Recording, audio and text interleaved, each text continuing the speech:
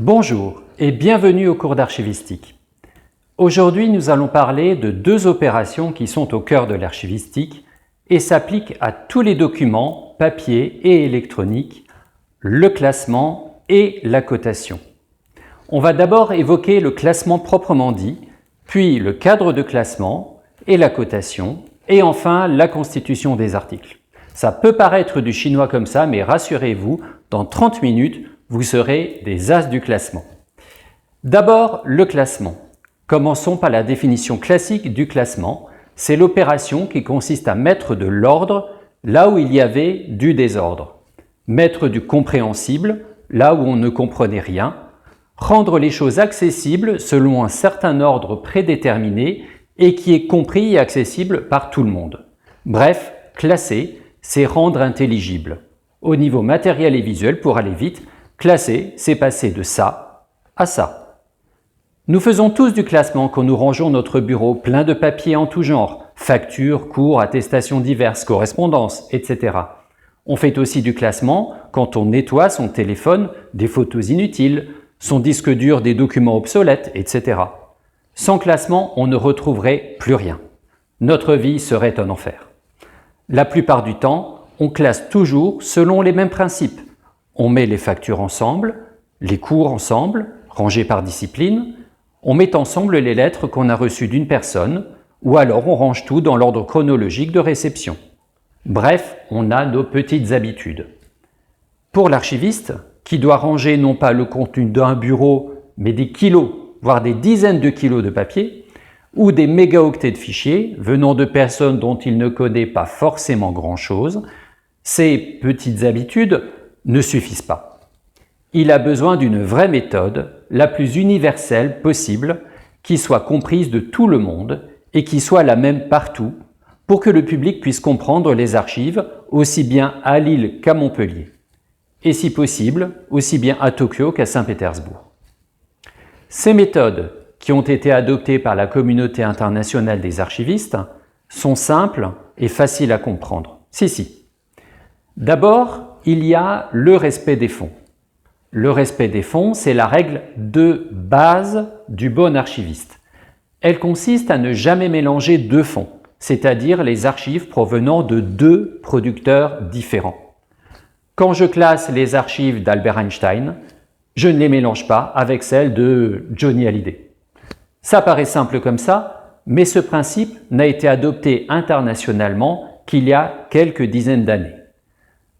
Car pendant quelques siècles, il est arrivé à de nombreux archivistes de ne pas respecter les fonds, mais au contraire de les mélanger pour faire des collections thématiques ou chronologiques ou même typologiques. Par exemple, on a vu constituer la série chronologique des actes du roi de France en prenant les actes un peu partout. Ou alors des collections de sceaux qu'on a odieusement détachés de leur charte d'origine pour les regrouper par typologie. Les seaux ronds, les seaux ovales ou en navette, les seaux des comtes de Champagne, etc. Résultat, aujourd'hui on a des seaux détachés d'un côté et des chartes sans seaux de l'autre, et on ne sait plus quel seau était sur quelle charte. Bref, la règle du respect des fonds, c'est « je classe les archives d'un producteur et d'un seul à la fois ». C'est bien assez. La deuxième règle du classement, c'est le respect de la structure du fonds. Je m'explique. Un producteur d'archives a sa manière d'organiser ses documents. Je parlais au début de petites habitudes. Eh bien, quand il prend en charge un fonds, l'archiviste découvre ce classement préexistant.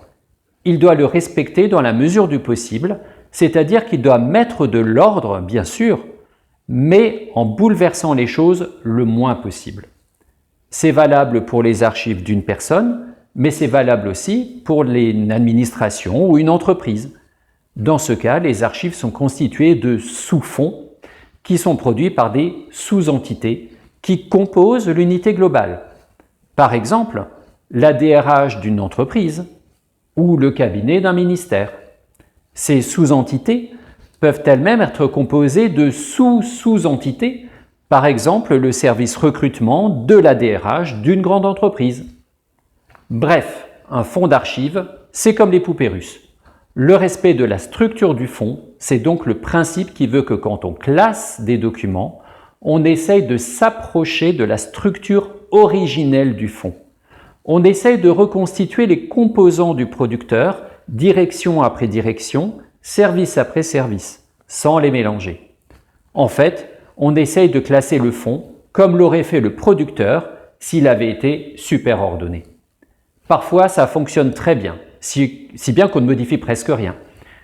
Ça, c'est quand on classe les papiers de quelqu'un de très ordonné. Et du coup, ça va tout seul. Mais le plus souvent, le producteur n'a pas eu le temps d'ordonner les choses. Ou alors le fonds a été mélangé accidentellement. Et là, bonjour le travail. L'archiviste doit se baser sur des indices, comme l'organigramme, l'examen minutieux du fonds, pour reconstituer le fonds tel qu'il aurait dû être dans l'idéal, si tout s'était bien passé. La troisième règle principale à respecter quand on classe un fonds est encore moins systématique et obligatoire que les deux premières, mais elle dépanne énormément quand on ne sait plus comment faire. On classe du général au détail, du global au spécifique. Je m'explique. On commence par les documents qui concernent le plus de choses pendant le plus de temps, puis on traite ceux qui concernaient moins de choses pendant moins de temps, etc. jusqu'à terminer par ceux qui ne concernaient qu'une ou deux personnes à la fois ou un seul sujet pendant un temps très court. Par exemple, pour un fonds d'entreprise, on commence par les statuts de l'entreprise ou les actes de son conseil d'administration. Puis on continue avec la DRH, l'unité de production, l'unité de distribution, de communication, et on finit avec le service client. Autre exemple, celui du fonds des archives du Joker, le fonds 66J, les archives du Joker. Voici le plan du fonds. Pour classer ce fonds, l'archiviste de l'État où se trouve Gotham City a commencé par les documents les plus essentiels, ceux qui parlent de l'identité du Joker. Puis il passe en revue ses principales activités, avant de terminer par un sous-fond de photos qui, par définition, ne concerne que des moments précis de sa vie. Bien sûr, pour d'autres fonds, cette méthode n'est pas valable. Par exemple, si on doit classer les actes d'un notaire, qui ont tous la même typologie, on les classera forcément de manière chronologique. Si on classe un fonds de carte postale, ce sera forcément par lieu, etc. Si vous avez compris ces trois principes, le respect des fonds, le respect de la structure du fonds et la méthode de travail du général au détail, vous avez déjà capté l'essentiel. Et on peut passer à la deuxième partie, le cadre de classement et la cotation. Le cadre de classement, ça a deux sens principaux. Le premier sens, c'est la structuration obligatoire et réglementaire des fonds d'un service d'archives digne de ce nom.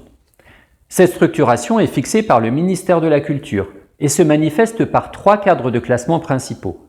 Celui des archives nationales, celui des archives départementales et celui des archives communales. Par exemple, dans tous les services d'archives départementaux, la série D rassemble les fonds des établissements d'enseignement, avant la Révolution française. La série X, non, ce n'est pas ce que vous pensez, ce sont les archives des établissements d'assistance, comme par exemple les orphelinats, les centres sociaux, entre 1800 et 1940, etc., etc. Les lettres des séries qui vont du A au Z ont été fixées de manière arbitraire et pour toute la France, afin de permettre qu'un chercheur soit autant à l'aise aux archives de Brest qu'aux archives de Strasbourg, et qu'un archiviste n'ait pas besoin de réapprendre son métier s'il va de Lille à Perpignan. Pratique, non? Le deuxième sens du cadre de classement, c'est tout simplement la structure d'un fonds, autrement dit les parties qui le composent, emboîtées les unes dans les autres comme on l'a déjà vu. Si vous avez compris ça, la cotation est évidente pour vous. La cotation, c'est tout simplement le nom de code composé le plus souvent d'une lettre ou d'un ou plusieurs chiffres qu'on va donner à chaque boîte d'archives pour montrer où elle se situe dans la structure du fonds. Pour bien comprendre cela, revoici le cadre de classement des archives du Joker, mais cette fois-ci avec la cotation. Le fonds du Joker s'est vu attribuer la sous-série 66J parce que réglementairement, la série J des archives départementales regroupe les fonds de personnes privées. Or, le Joker est bien une personne privée. Le numéro 66 vient du fait qu'il s'agit du 66e fonds d'archives privées arrivé aux archives départementales dont dépend Gotham City. Vous voyez que la boîte numéro 1, qui possède donc la cote 66J1, regroupe les documents contenus dans la partie A1.1 et ainsi de suite. Par conséquent, si une personne souhaite consulter la correspondance du Joker avec Batman, il devra demander la boîte 66J18.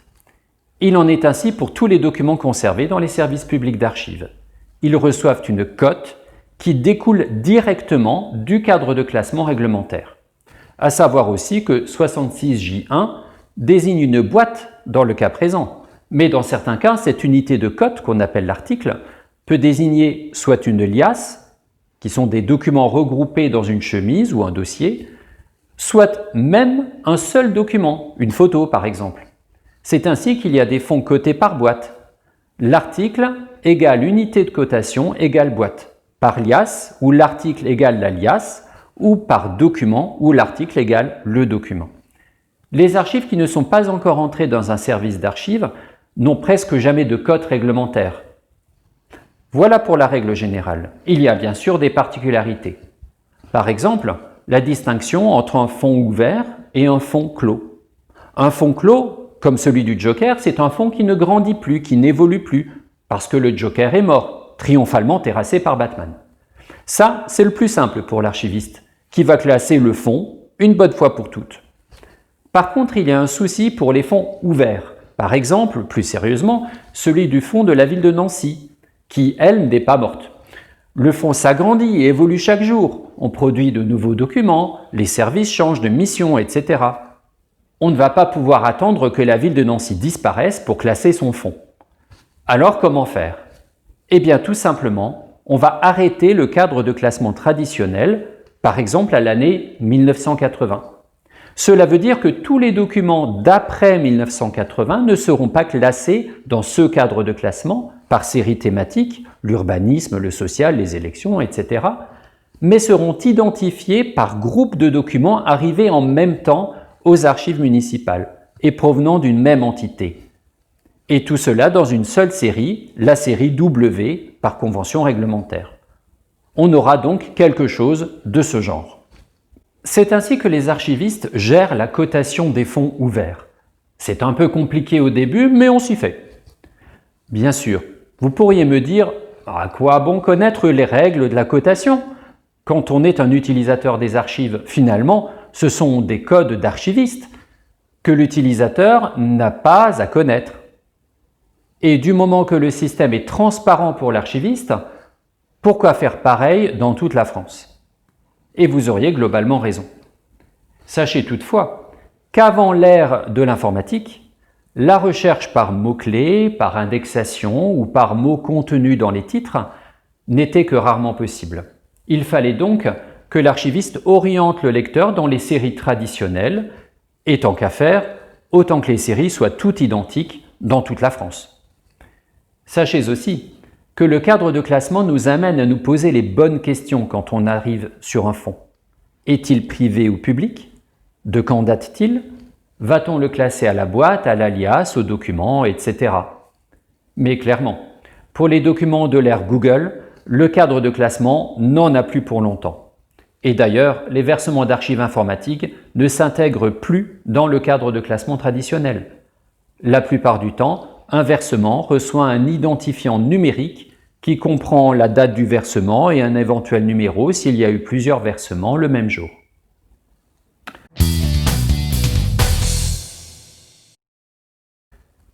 Nous voici arrivés à la troisième partie, la constitution des articles. Rassurez-vous, ce sera plus court que les deux premières parties. Et ce sera aussi très concret.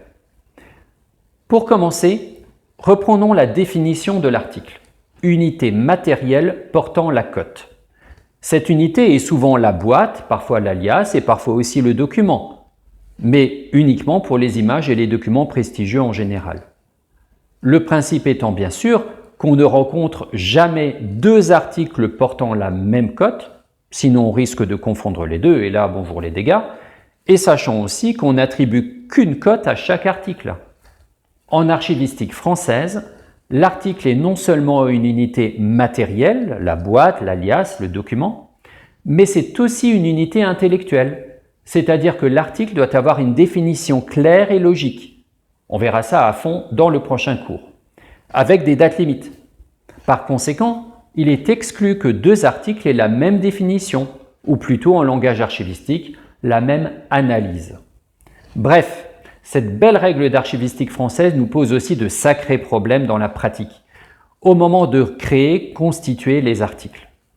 Je ne vais pas énumérer tous les problèmes, mais je vais juste citer quelques cas de figure et des solutions possibles. Le premier cas, mon unité intellectuelle est plus grosse qu'une boîte. Par exemple, la correspondance entre le Joker et Batman fait une boîte et demie. Je ne peux pas en éliminer une partie pour la faire rentrer dans la boîte. La seule solution consiste à scinder l'unité intellectuelle en deux articles distincts, chacun allant dans une boîte différente. Je peux scinder chronologiquement, par exemple. Dans la première boîte, je mettrai les lettres de 1980 à 1985 et dans la seconde, celle de 1986 à 1991. Deuxième cas, dans mon unité intellectuelle, j'ai des documents de format et de composition très différents.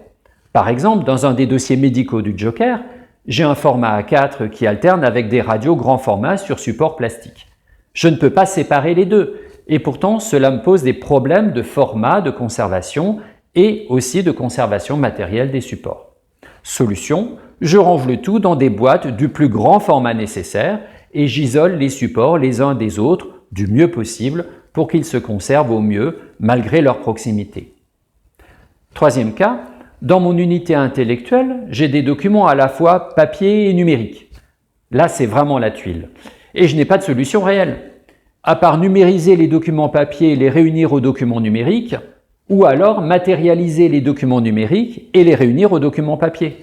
Mais je devrais tout de même conserver les originaux papier ou électroniques, car une copie ne remplacera jamais un original. Le plus simple, c'est de renoncer à l'unité intellectuelle et de regrouper les documents en fonction de leur support, même si c'est très artificiel. Rassurez-vous, ces cas de figure sont plutôt rares et des compromis satisfaisants peuvent toujours être trouvés avec un peu d'ingéniosité. Voilà, il y aurait encore beaucoup de choses à dire sur le classement et la cotation, qui sont deux techniques d'archivistes qui s'apprennent à l'école, mais aussi avec le temps, et sans lesquelles notre mission, qui est de rendre accessibles les sources historiques, serait impossible. Classer un fonds, c'est un travail parfois long et répétitif, parfois fatigant et fastidieux, mais aussi et surtout passionnant, parce qu'il permet de connaître un fonds et son producteur à 200%. Pour bien classer sans perte de temps, il faut prendre le temps de réfléchir avant et pendant le classement, se remettre en question, garder l'esprit ouvert et curieux. C'est une expérience unique. C'est comme si on vivait à côté du producteur et qu'on le suivait pas à pas. Comme d'habitude, vous pouvez maintenant résoudre le quiz et m'envoyer vos résultats. La semaine prochaine, j'organiserai un cours en ligne pour répondre à vos questions. Je vous tiens informé par la messagerie. Bon courage et à bientôt!